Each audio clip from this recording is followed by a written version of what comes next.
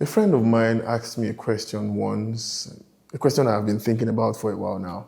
And yeah, we were on a call about something casual, and then he turned to me and said, if you had to start $1 billion business from scratch, no connections, no capital, no existing brand, where would you even begin? And I think he expected me to say something about finding a gap in the market or identifying an undeserved customer or something very clever. You know, those are the kind of answers people expect. But it wasn't the answer I mean, it was the answer I would have given some years back, but it wasn't the answer I gave. What I did say actually was, I'd find a business that's already working. I'd study it carefully, seriously, like the way a student actually do care about one exam studies. I will study that business well. I'd understand exactly what they're doing and why it's working. And then I'll replicate it. He looked at me like I said something slightly illegal. That's it, he said. I said, yeah, that's it. And then I quoted him something from the book that's about 3,000 years old. Because sometimes the oldest answers are the truest ones. But before I get into the quotes, let me tell you what I see happening constantly among people who want to start businesses but haven't yet. They are waiting. Not for capital, although they'll tell you it's that. Not for the right time, although they will tell you it's that too. They're waiting. I've waited. I have waited also so many times. But most times they're waiting for the original idea. A concept so fresh, so new, so completely unprecedented that nobody could possibly have thought of it before. They're waiting for, what's this word? A Eureka moment in the bat. They're waiting for that, I have this mad idea. Yeah, this was me. I waited for that idea for so long. And while we were waiting, other people were starting businesses, and some of those businesses are not even original at all. They are variations of things that have already existed. And they are run by people who did not wait for a unique idea. They just looked at what was working and started. The waiting is the real problem. And the waiting is caused by a misunderstanding of what a good business actually needs to get started. It does not need to be original. It needs to be viable. And the most reliable way to know something is viable is to look at something that is already working. That's not laziness. It feels lazy, but it's not laziness. It's intelligence. Ecclesiastes 1:9. What has been will be again, and what has been done will be done again. There is nothing new under the sun. Solomon wrote that. One of the wealthiest, most strategically brilliant men who ever lived. And he wasn't writing a business manual, obviously. He was writing about the nature of human experience, about how life works, about the patterns that repeat across every generation, every culture, every century. But I want to apply it very directly to the question of how to start a business. Because when I read that verse, what has been will be again, and what has been done will be done again, I don't hear a limitation. I hear strategy. I hear the patterns are already there. The successful models already exist. The customer behaviors that generate revenue has already been discovered, tested, refined, and proven by someone somewhere in some version of what you're thinking of building. You don't need to discover fire. You just need to find the fire that's already burning and learn how to build with it, basically. Almost every business that looks original from the outside was built on something that came before it. Apple did not invent the personal computer. I mean, we all know Apple. They'll come out with the affordable phones and tell you it's a new technology, but they didn't invent it. IBM and Xerox were there first. What Apple did was Look at what those companies had built. They're still doing it now and execute it better. They're still doing it now with a different obsession for design, a different relationship with the user, a different understanding of what people actually wanted from a machine. They look at what other people are doing, they study it well, and then they do theirs. That's Apple. Same with McDonald's. McDonald's did not obviously invent the hamburger. Hamburgers existed for decades before Ray Kroc walked into a mall. He didn't invent the product, he industrialized the system. He replicated the food and built a machine around it that could run at scale consistently anywhere in the world. See, he looked at what was working, replicated it, and added his own. Starbucks also didn't invent coffee. Coffee has existed for centuries. What Starbucks did was look at the Italian espresso bar, a culture and experience, a ritual, and ask, what would this look like in America? What would it feel like if you could bottle this specific kind of afternoon and sell it on every corner? Same. Study and then replicate. None of these are stories of pure originality. They are stories of observation, of replication, of finding something that works, and then asking, what do I need to add or remove or refine to make this work better in this place, or make it work better for these people or this place? That's the real history of business. And it's not a lesser history, it's the actual one. Now, I can hear some objection from it, but isn't that just copying? Isn't that taking someone else's idea?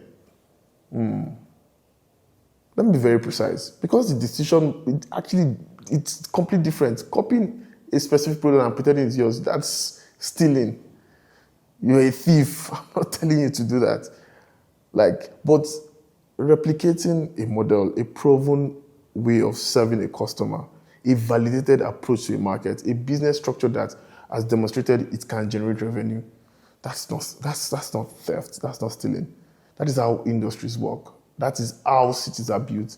That is how economies grow. The second restaurant in a city didn't invent, or they didn't need to invent, the concept of restaurants. The second school in a town didn't need to invent education. The second gym in a neighborhood didn't need to invent fitness. They looked at what was working, understood why it was working, and built their own version in their own location for their own people, and added their own extra jara means their extra thing to the table. That is not a lesser form of entrepreneurship. That is entrepreneurship in its most practical, most useful, and most consistent, successful form. The world does not need more unique ideas sitting in notebooks. I mean, the world needs unique ideas, but not them sitting in notebooks. The world needs more people willing to take what works, build it seriously, and serve their corner of the market with everything they have. That is more than enough to build something significant. So, let's say you found the business that works. Now, what exactly do you do? Let me give you the actual process, the specific sequence that turns the idea of replication into the reality of a business. There are 4 major steps. And they are very, very simple, not complicated, but they require seriousness.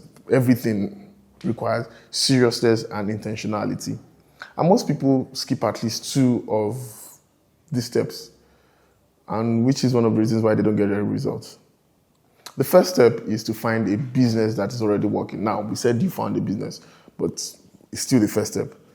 And you can't be generic about it. You have to be specific about what working means. Working does not mean famous. It does not mean that you've seen it on Instagram. It doesn't mean that your friend told you someone is doing well in that space. Working means customers are paying. These customers that are paying consistently, willingly. Yeah, they are not begging. And the business is surviving, ideally growing, without extraordinary circumstances holding it up. You're looking for proof of demand, proof that people in a real market are giving real money for a real thing. That's your signal. That's the beginning of the research. And here is the important part about specificity. Don't just find a restaurant that is doing well. That's if you're looking for a restaurant. Find a specific restaurant, a specific format, a specific price point, a specific kind of customer, and study that. The more specific your model, the more useful your research will be. Generalities lead to vague plans. Specificity leads to actual businesses. So you need to be as specific as possible. Step number 2, study the business you found. And I want to be very, very precise about what study means, because most people, even me, think they are doing this when they're actually not. Study does not mean visit once and get a general feel for the place. I've done this. I did this in the past. One time when I was trying to open a restaurant, I was studying the restaurant by hopping around this restaurant and just tasting their food and calling it study. That wasn't studying. Study does not mean look at their Instagram and know that it looks good. Study does not mean having a vague sense of what they sell and approximately what it costs. That's not studying. Study doesn't mean critiquing the business or the food or whatever it is. Study actually means going there repeatedly. As a customer first, experience exactly what their customers experience, from the moment of discovery to the moment of purchase to what happens after. Then go again with a different eyes. The eyes of someone who is building something familiar and needs to understand every detail of how it works. You're trying to understand 5 things. You're trying to understand their product, what exactly are they selling and how is it made or delivered. You're trying to understand their pricing, what is the structure and what does it tell you about who their customer is. You're trying to understand their customer, who is buying this, why are they buying it, and what keeps them coming back. You're also trying to understand their operations. How does this thing actually run day to day? And then you're trying to also understand their positioning. How do they represent themselves? What story do they tell, and why does it work? Yeah, those are the 5 things you need to study. Read every review you can find, the positive ones and especially the negative ones, because the negative ones tell you exactly where the gap is that you could fill. Read every review you can find, the positive ones and especially the negative ones, because the negative ones tell you exactly where the gap is that you could fill. Talk to their customers if you can. Follow every channel they use. Map the entire experience on paper. By the time you're done studying, you should know this business almost as if you are the person that owns the business. Like even a bit better than the person. And then step 3 is replicate the model, not the brand. Don't replicate the brand. Don't replicate the brand. Not the name. I'll say it again. Don't replicate the brand. Replicate the model. Specific, like the brand is completely different from the business. I made a video about that. But replicate the model, the structure, the customer logic, the pricing, the architecture, the operational sequence, the experience. Replicate that. Like I said, not the brand. You're building your own business with your own name, your own identity, your own physical and digital presence that runs a system whose viability has already been proven in the market. You're not starting from a hypothesis. You are starting from evidence. That is fundamentally different from, starting from scratch, because this works. You are creating your own brand layered on something that works. And then step 4, and this is the step most people want to take first. This is where people start, which is like a very wrong order, refining your own edge.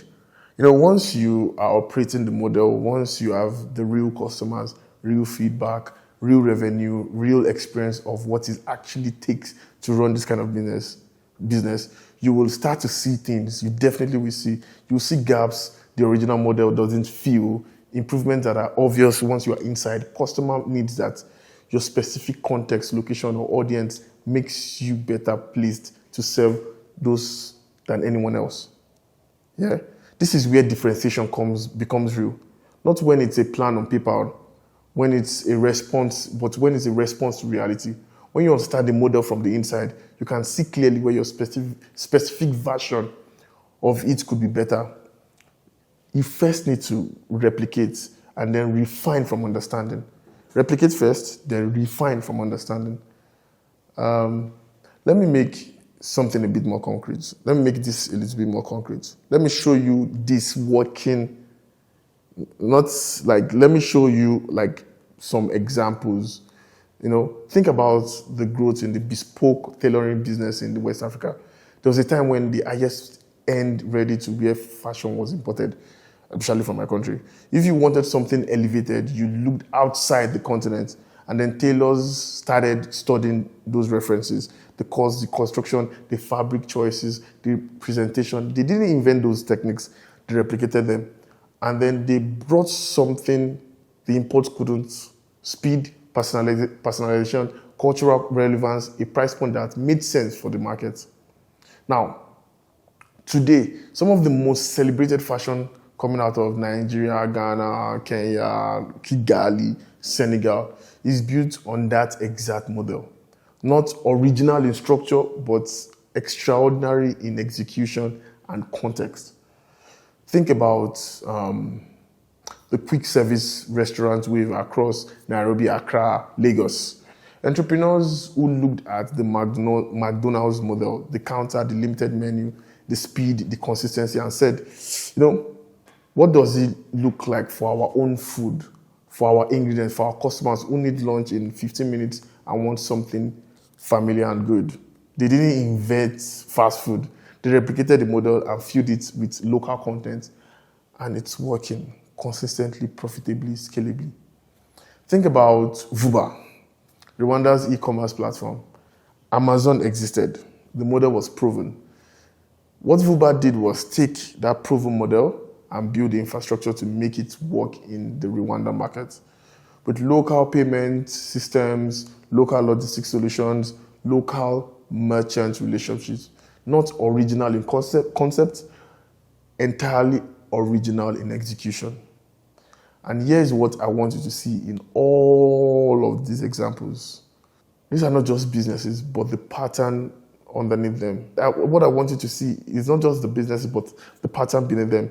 In every single case, the West African fashion, the restaurants, Vuba, and 1,000 of other businesses, someone looked at something that was already working, already succeeding, and then they studied and they built their own version of it. And they're doing very well. None of them waited for an idea that never existed before, like some of us have done. None of them required a unique concept that could only come from a specific genius moment. They required observation, understanding, and execution. They required the willingness to do the unsexy work of studying what works and then doing it. And the ones who built the most significant businesses on top of this foundation, the ones who went from replication to real differentiation, did it by getting so deep inside the model that they could see its limitations. And then they filled those limitations with something specific to them. You need to be in it to see it. You need to be real deep in it to see it. This is not a lesser part to building a business. This is the part. One of the most successful companies ever, or the most successful company, one of the most successful companies, Apple, uses this model. They basically look at what others are doing and then they replicate it and add their own flavor into it. They add their flavor into it. If Apple, basically the successful business in our generation, $1 trillion company, uses this, how about you? Now, I want to come back to something that I said at the beginning of this conversation. People are waiting for an original idea. And that's wait, I want to be completely honest with you, it's almost never really about ideas. Most times, in my own experience and with my experience with some clients, the person who has been thinking about starting a business for 3 years is not short of ideas. Nah, they probably have 20 thousands of ideas. They have a notebook full of ideas, a folder somewhere in their phone with voice notes and screenshots of half-formed ideas or plans. What they are short of is permission. Permission to begin with something that already exists. Permission to start before everything is perfect. Permission to build something that looks like something else is in the beginning. Permission to build something that looks like something else, because all businesses look like something else in the beginning, because it doesn't look like exactly how we want it to look like. So here is the permission explicitly given. You do not need an original idea to start a business. You need a proven model and the seriousness to execute it. Find the business that is already working. Find the business that is already working. Study it in the way, like you study it like it's your final exam. Literally, it's even more serious than your final exam, because you're putting your money into it, your life, your money, your time. Study it so well that you know it, and then replicate it. Once you're replicating it, you would know how to infuse your own flavor to make it yours, And the part of infusing your own flavor is basically branding, changing some things and everything, but we'll talk about that later. Let me end with this. Let me end with the verse Solomon gave us in Ecclesiastes 1:9. What has been will be again, and what has been done will be done again. There is nothing new under the sun. Don't hear this as limitation. I want you to hear it as a map. The successful business models are already out there. The customer behaviors that generate revenue have already been identified. The systems that work, the price points that the experiences people pay for consistently, they exist. They actually do exist. They exist in this city, in your city, in your area. They exist everywhere. They exist everywhere. You don't have to reinvent the wheel. You just have to build the wheel that is already turning. You just have to find the wheel that is already turning. I said you just have to build. You just have to find the wheel that's already turning and build something on top of it. The wheel is turning, you build something on top of it, and then it moves. This is how you start a business, not with a Eureka moment. I mean, it's possible, but don't stress yourself. Because with observation, with seriousness, with the willingness to do what most people won't, study something that works and understand it completely, you will build something really, really good. The sun has risen before it rise again, and your business, the one you've been thinking about, planning for, waiting to start, it has been built before in some form, shape, somewhere by someone who decided to begin. So why don't you just begin?